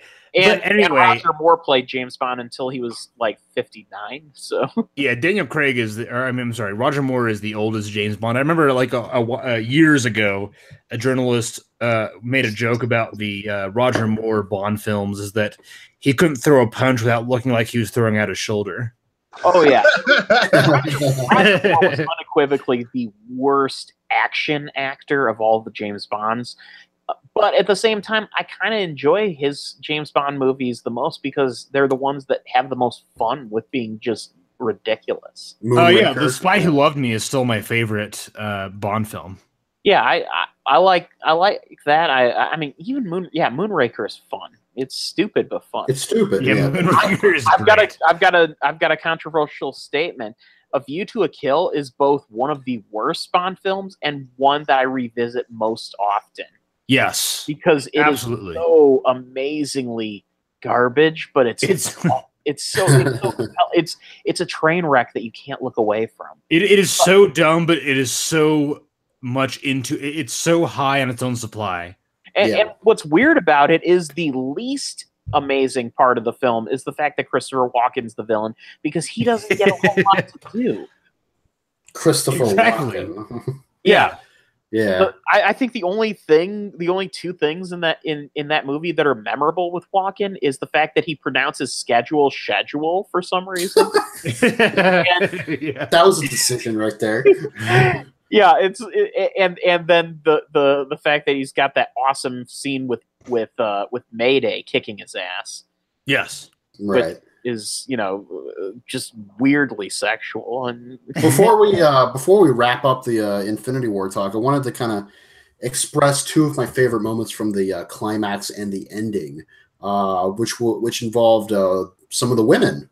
It was Scarlet Witch and Black Widow and Okoye against the female henchmen of Thanos, whatever they're called, and the Scarlet, I think Scarlet or Black Widow and her were going at it, and then the other two show up and they're like, she's not alone, and then they all have this big, Okay, I gotta point out something real quick. You just said Scarlet, and I thought Scarlett Johansson. That's confusing. Oh, Scarlet Witch, yeah. Yeah. I understand what you meant after, but like it took my brain a second. It sounds a little confusing. Yeah. It gets a little weird, but I like that moment because it immediately brought to my mind this image of a female Avengers movie that could potentially happen. That'd be really cool. They need to get She-Hulk in these because that'd be fun. Valkyrie, Valkyrie.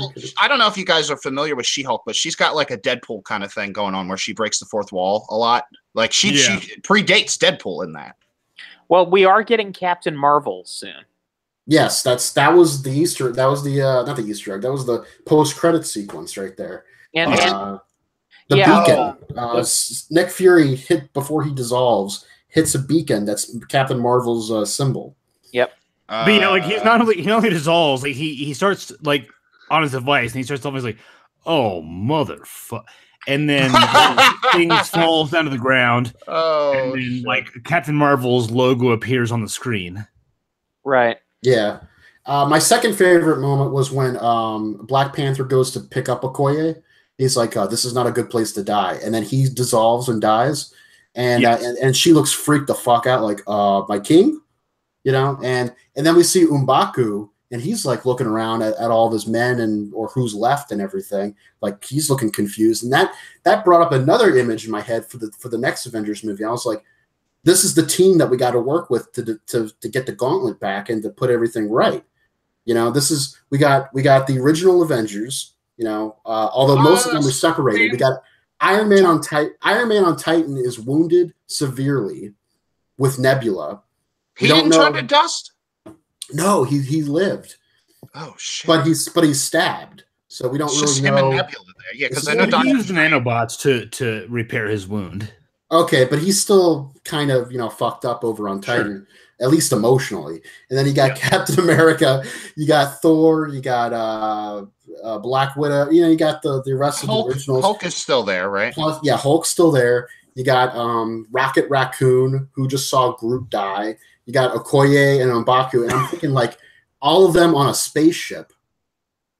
That was the image that flashed in my head, was them on a spaceship using Wakanda technology or something to go deep into space. It's a very Marvel team-up image to have. It's kind of a bold one, too, because it's like the old Avengers are teaming up with some of the new heroes, but the new supporting heroes, like Rocket and Okoye and those characters that were standouts in their movies, but not necessarily the big leads of their movies. It's like that. That was one thing I really loved about that sequence is that, everybody was like, oh, this probably Captain America or Iron Man are definitely going to die. And you have this moment where Iron Man gets stabbed and is like, well, there it is, called it.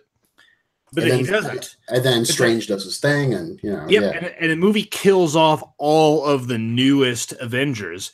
And so the next movie is going to be all of the original Avengers, all of them are going to have to team up and save the old Avengers. And somebody online said, like, that's going to be a perfect send-off for the original Avengers and passing the torch on the new ones.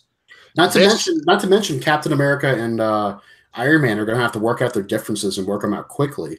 You know what this movie was? This movie was Brock Lesnar versus Roman Reigns at WrestleMania 34 with the same ending, but if the match kicked ass.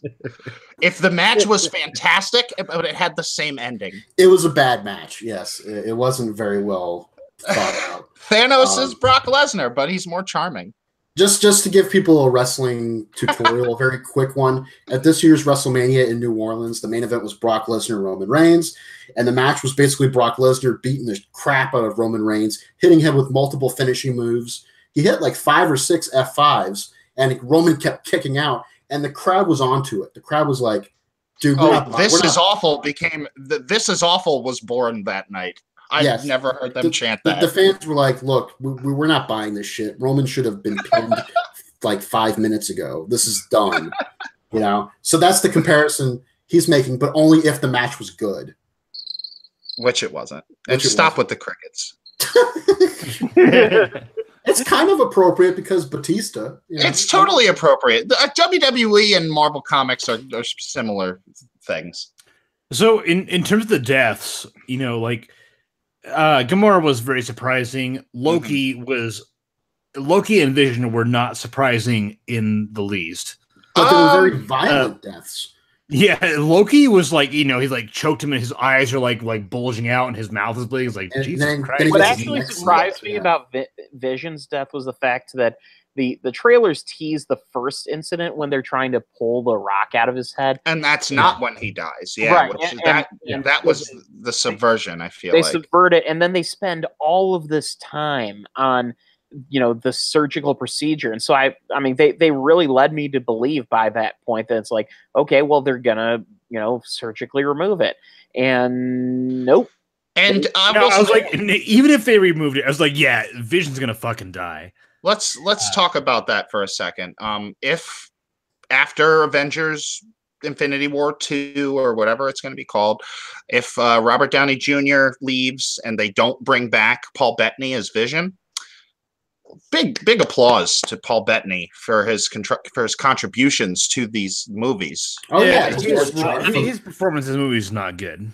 No, from Jarvis to Vision. Yes, he's pretty good. Well, Jarvis, I just thought that he did not act well in this film. His performance was not good. In what way? What way? I thought he was all right. He's supposed to be a weird android that's adapting to the real world. I liked his performance. Yeah, I thought I never have a problem with him as Vision. Did your problems have to do with when he was in human-looking form? Yes, and he just kind of appeared like Paul Bettany in a romantic comedy. Yeah, that's so he can fuck Scarlet Witch, and it's not weird, okay? She doesn't want to fuck him. It's not weird. Shit. Scarlet Witch would be fine fucking him as the purple. All right. On human skin. Here's the thing. They mention early in the film that he's hologram man. Well, yeah, they mentioned that Vision keeps evolving, and they're not even sure what to call him anymore.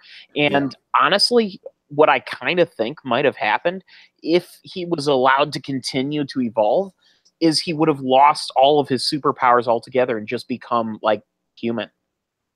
I just see that happening where it's like he was on a path toward true sentience, which true sentience means shedding at any semblance of your super form and becoming. If your theory is correct, he could come back. But I'm just saying, if this is Paul Bettany's last performance in these movies, I just want to say I thought he did a great job. And then he gets a fucking Thanos hand grasping his forehead, ripping out the stone. I was like, holy crap.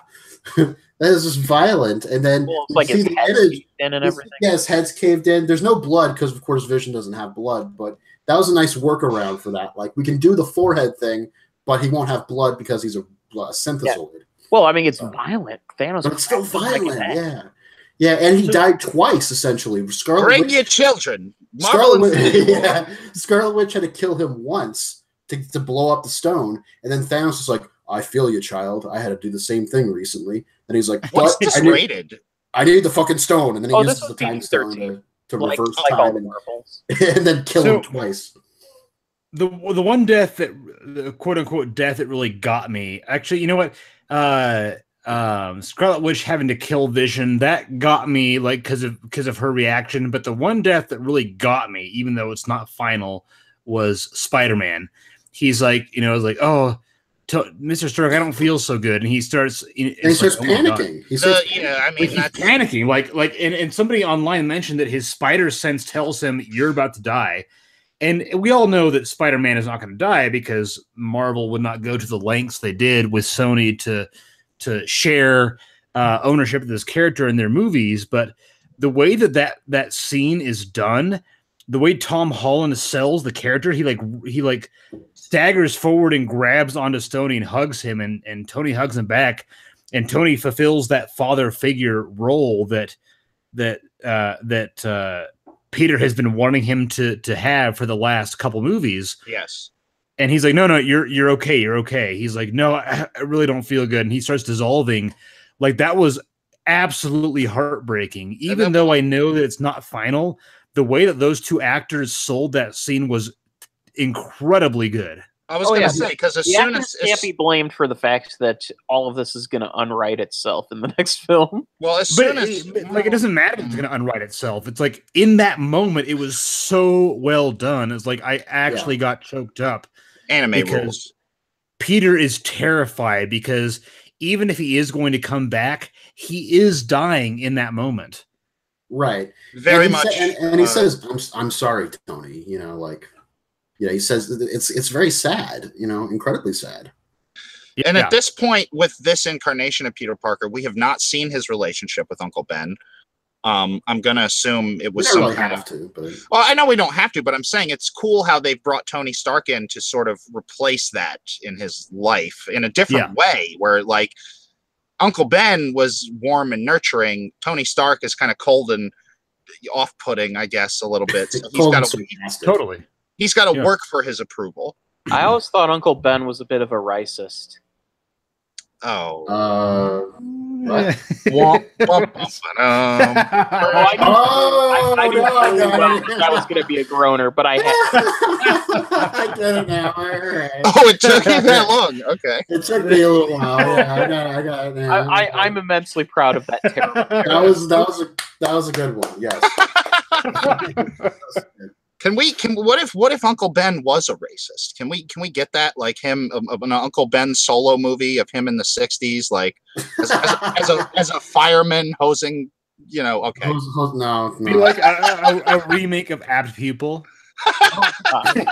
Remake of Apt Pupil. That's fucked up, dude. I would never remake that movie. Well, hell, Ian McKellen, so Ian McKellen is part of the Marvel universe, so to speak, as he was. That Magneto is dead, so yeah. I think Well, oh my God, we haven't even talked about that. How Disney owns Fox now, so like going forward, we might get fucking Deadpool in this movie. I don't want to talk about that. I do not think they're going to cross the X-Men universe with this universe. There's just at least not now. Not yet. I would love to see Ryan Reynolds get to play Deadpool alongside of, like, Chris Evans and Robert Downey Jr. before they leave this franchise. Not to mention, like they not that the Inhumans is a big thing because they fucking tanked, but Inhumans on Agents of S.H.I.E.L.D. has already introduced, the idea of mutants a little bit. So that was kind of their original workaround. But when that idea tanked with the Inhumans TV show, that's never going to be revived. At least I don't think it's going to be. I don't think it will. I don't. As big of a debacle as that movie, as that TV show was, no, that it's dead. Yeah, so I would assume that, maybe that's their way to, like, okay, Humans sucked. Maybe we can bring in the X-Men now, But I would say if they brought in anyone, the soonest it would be Silver Surfer and Fantastic Four. I was going to say Fantastic Four, and I'm not this is not my theory. I'm not the only person that thinks this, but simple backstory. They're from the 60s. They got time frozen in space, and then they return to Earth in present day. Simple. Then you can do, like, I feel like that's the way to go. Like fish out of water stuff. Like, hey, where's the Brady Bunch? We don't necessarily need to do that, but, like, they could have a sort of cooler visual style to their, like when they do the Baxter Building. It could look like 60s architecture or something like that. I love the Fantastic Four, and I love seeing them pop up in the comics with the Marvel team up stuff. Yeah, I want to see Doctor Doom done right. Right. Well, yeah, they own it now. Get a straight up Doom-centric movie where he's ruling his country and gets involved with the Fantastic Four. Yeah, his challenges. Isn't there, Hawk? You would know more than I would. Isn't there a story where Doctor Doom actually succeeds in taking over the world, and he actually makes it a better place? Yeah, I mean, he's in certain interpretations of the character, he's a very sympathetic character where he only wants to do right by his people. He only wants to succeed. He doesn't want to just kill people. There are too many stories where he's the villain, and I really want to see something where he's more sympathetic. And just watch Adventure Brothers. Baron Underbite is Doctor Doom. Yeah, basically. Baron Underbite. Yeah. Have you seen Venture Brothers, Bill A? Yeah, I know what you're talking about. Just making sure I wasn't, I just like that name. I just like saying that name, Underbite. Yeah, technically it's Unterbite. Baron Unterbite. Yes, Unterbite. Unterbite. Yeah, in fact, I think they even call him at one point. Dr. Venture calls him a dime store Dr. Doom. So he does, yeah. Yeah, I'm looking forward to see what Marvel Studios does with all the stuff all their new toys that they acquired from the Fox deal. Well, that's the thing is that, like I said earlier on, is that they started off very safe, and that now that they've kind of roped everybody in, everybody is on board with the Marvel films. And so now they've really got a lot of freedom to do a lot of really cool, unique things with their stories. And I'm immensely excited to see what they do with that, because they've got a lot of potential to do some very exciting and different things with their stories that might surprise and maybe upset some people. But, I mean, you're not going to not see those movies, right? Oh, yeah. Right. Yeah, I think I'm on board. Marvel has kind of sold me on whatever they do next, I'm gonna see. It's just they've earned so much credit from me, so I plan on doing that. And we've been kind of ranting for a while now, so I think we should wrap things up a little bit about Infinity War. Okay, well, I'm definitely excited for the next stuff that Marvel has, not just in the cinematic. The movies, but also the TV shows. Freeform is coming out with Cloak and Dagger, which was done and produced and set in New Orleans, and I'm really looking forward to that. That's going to be an interesting show. There's a fucking trailer out for Ant-Man 2 with a human-sized ant playing an electronic drum set. Yes, that's going to be really weird, but I like that. I can't wait. That's what I'm saying. I love the weird stuff. So yeah, I'm definitely excited for that. Friend Anthony. Yeah, right. I've been into Cloak and Dagger for a while, ever since I figured out who they were as characters. That's a cool team of superheroes. They pop up. The first time I ever saw them was the Super Nintendo Maximum Carnage game by LJN. Yeah. Oh, yeah. Okay. And I believe, or more specifically, there was the Cloak and Dagger movie that preceded that video game you're referring to. I believe the pilot episodes for the show were directed by the director of Beyond the Lights and Love and Basketball. I was going to say the director of Yoga Hosers. No, it wasn't directed by Kevin Smith. Kevin Smith will not get a superhero movie anytime soon. No, but he was directing The Flash, was it? Or Yeah, was it Arrow? He directed one episode and it was actually pretty good. Of Flash, and yeah. Yeah, I heard he did pretty good on those. And maybe Supergirl, I think. I'm not sure. I think so, I'm not sure. Say yes, but I think it was mostly Flash. That said, it's a totally different animal directing television. Sure, Oh my God. I just had a flashback to going to see Kevin Smith at Carnegie Hall in New York do a Q&A. And one of the bouncers, I don't know if you would call them that because it's Carnegie Hall, but the security guy. He was asking me and my friends, he was like, who's this guy?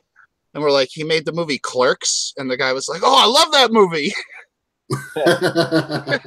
I don't know why I just thought of that. It was funny.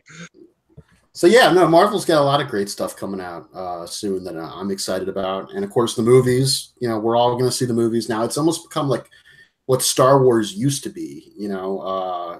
Star Wars kind of is now still, but to a lesser degree. Marvel has kind of reignited this whole.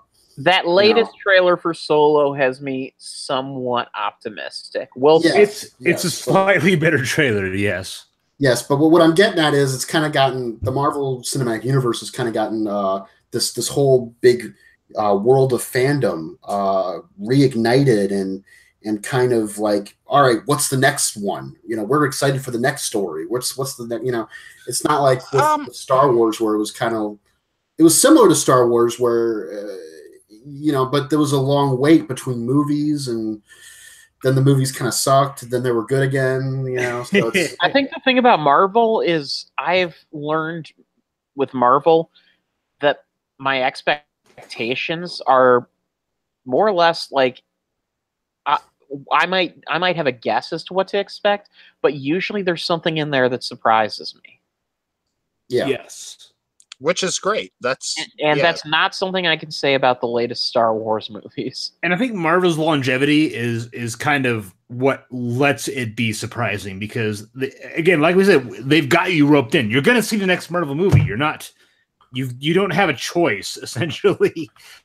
And so they can introduce some of the wackier stuff because you're going to go see it. And maybe some horror stuff, maybe some stylistic stuff. We don't know. They could change things up completely.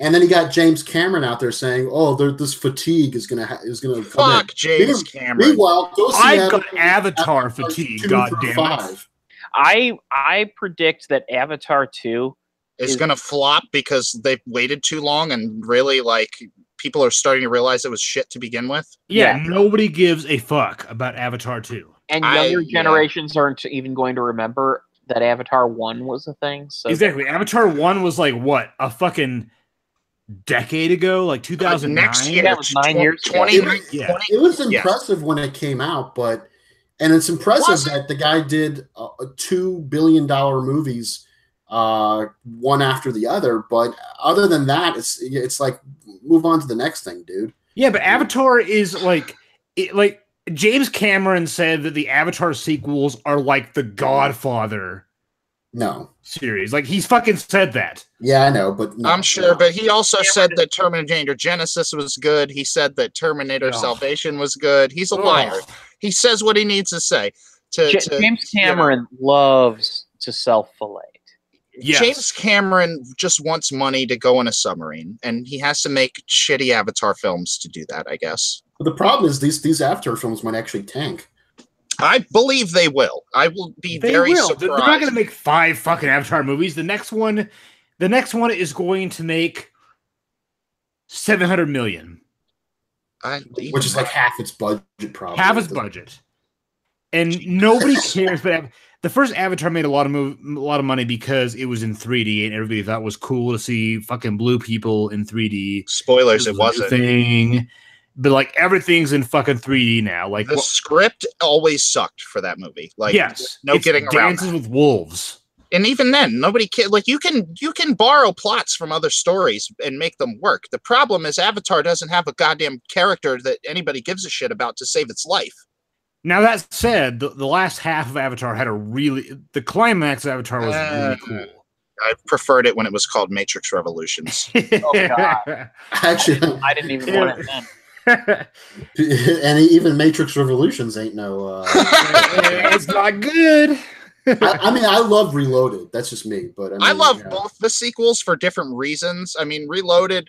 First of all, there's a fucking scene in Reloaded where the guy gives the girl like a fucking cupcake that he encoded an orgasm into, and she eats it.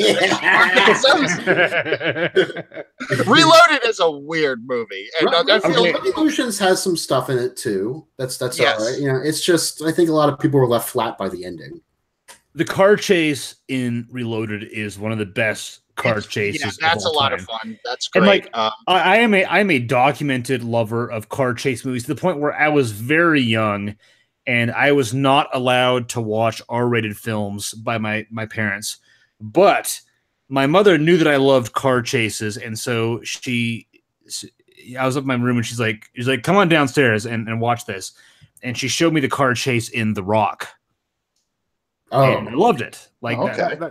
that's my love of car chases. Is that my mother showed me the car chase in The Rock before I was allowed to watch R-rated films by my family. So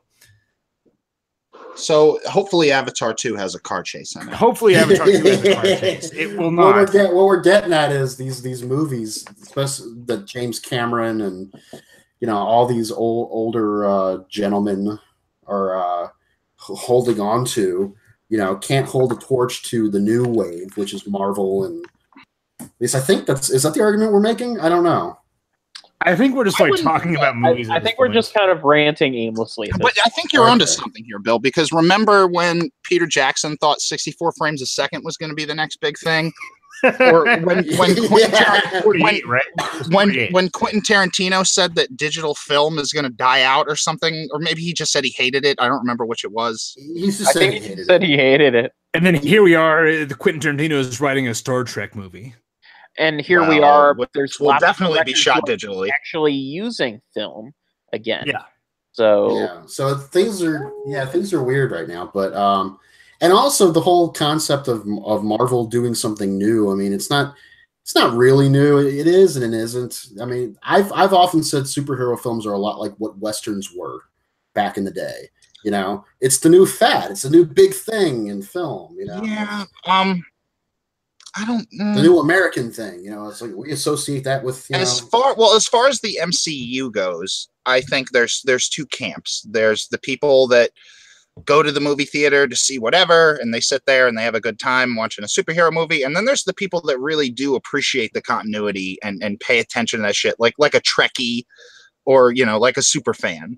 Yeah. And if you're a Trekkie and you pay attention to continuity, then your brain is fried because Trek is so crazy continuity. It's so insane with continuity. Things just disappear, So, at what point did the Star Trek season 2, episode 5? If you look at what's hot on television right now, it's mostly shows that are like serialized forms of storytelling. So I don't know.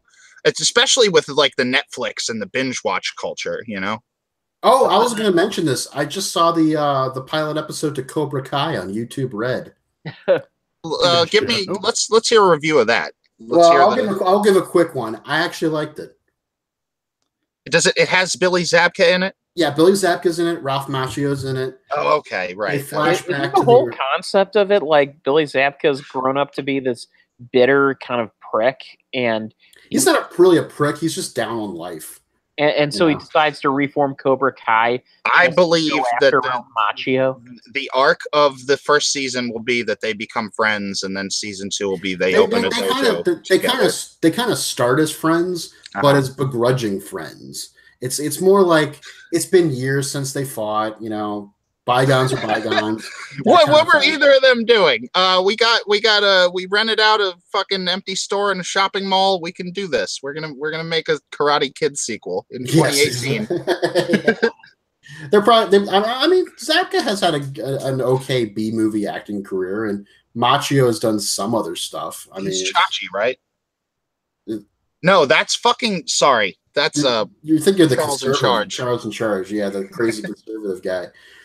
But yeah, no, it's actually, he was in My Cousin Vinny and probably a few other things, and I bet he's done some behind the scenes stuff too. So, right. I would imagine they both have had fulfilling lives. I mean, there's no reason to suspect they haven't. Karate Kid got both of them laid repeatedly. Holy shit! This is a thing that exists. I just looked up Ralph Macchio's filmography, and he was in a 95-minute independent film called Rosencrantz and Guildenstern Are Undead. Oh yeah, I've heard of that. That exists. Yeah. Wow. I rented that when I saw it. I worked at a video store a few years ago, and I rented that, and it was Undead. It's probably garbage. It was what you might expect from a relatively unknown movie you could rent at a video store. Yeah, it's probably roughly equivalent to when I purchased Jesus Christ Vampire Slayer just because of the name. Or what about that movie's kind of awesome though. What about 8 Heads in a Duffel Bag? Oh God. I've never watched that. Have you? The only thing worse than I saw it like a bunch of times on HBO. The only thing worse than that is Screwed. I saw Screwed in the theater Yeah, I did not. This was back when I was big on Norm Macdonald. Right. Okay. I saw it post Chappelle Show. I rented it from Blockbuster and then I watched it. There's like a scene where Danny DeVito's a proctologist, and that's like kind of funny. But that was he's Danny not a DeVito. proctologist. He's a mortuary. But the joke is that he finds things in people's butts, right? No, the joke is he finds things in dead people. But Like they're in their usually up bodies. the butt, right? They could be up the butt. They could also be in their stomach. Just in their So body. this is how long it's been since I saw Screwed on home video back in 2005. I laughed during Screwed, but Hey, Dave Chappelle's in it. Dave Chappelle's in it. He does it. That's why I watched it. Yeah. There's one scene where Chappelle's trying to fight Norm Macdonald for some reason to come up with like an excuse, like, oh, this is why I got beaten up or something. And Norm's like, wait, why don't I just stay kidnapped? And Chappelle's like, well, what about the dog? You know, and he's like, well, come on, I'm better than a dog. And he's like, yeah, but he got a pedigree. And well, yeah. And Norm's like, come on, I'm better than a dog. I preferred that plot when they called it Seven Psychopaths. Well, this predated Seven Psychopaths. I know. You know, Martin McDonough is probably a huge fan of Screwed. Kind of like Terrence Malick is a big fan of fucking Freddy Got Fingered. No, he's a big fan of that Ben Stiller movie Zoolander. Oh, well, who's not? And, you know, That Ben Stiller movie has its thing. That Ben Stiller movie. He did direct it. All right. Well, Zoolander, guys, we kind of fell off.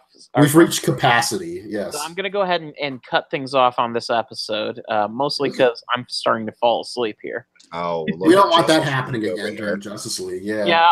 I'm just saving it for the next DC movie. I might watch. Howard the Duck on Rabbit in an hour. If anybody wants to get in on that. Yeah.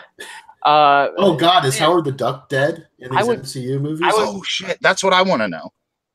I'd like to think that Howard the Duck is going to be the one who finally takes down Thanos. He's gonna be the one to wear the gauntlet. Yes, he will wear the gauntlet and defeat Thanos. Yes. In between hanging out with space prostitutes, yes. and that will Cosmo the dog, and that will lead into the Howard the Duck movie, which will be part of the MCU. And if they make a Howard the Duck movie, they should get Lord and Miller to write it. Yeah. Yes. I think they should bring George Lucas back. No, fuck that.